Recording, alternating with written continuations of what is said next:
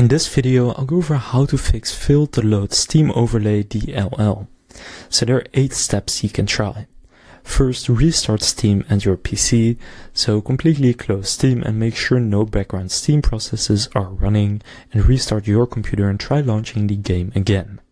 Next, verify the game files. So open Steam, go to Library, then right-click the game, then Properties, Local Files, and verify the integrity of the game files.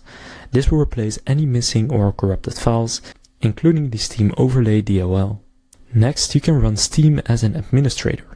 Close Steam, right-click the Steam shortcut, and select Run as Administrator. Then launch your game again to see if the overlay works. Next, enable the Steam Overlay. So open Steam, go to Settings, and then In-Game, make sure Enable the Steam Overlay while In-Game is checked. Also check the game-specific settings, so right-click the game, then go to Properties, General, and enable the Steam Overlay. Next, you can check antivirus or firewall, so some antivirus programs block the Steam Overlay DLL.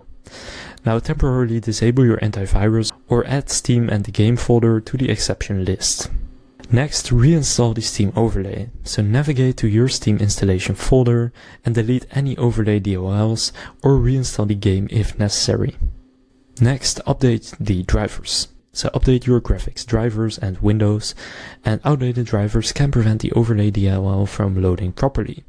And finally, reinstall Steam. If none of the above works, back up your games and reinstall Steam. This ensures all Steam DLLs, including overlay files, are restored. So now you know how to fix failed to load Steam Overlay DLL. If this video was helpful, please consider leaving a like and subscribing to my channel. With that being said, I'll see you in the next video.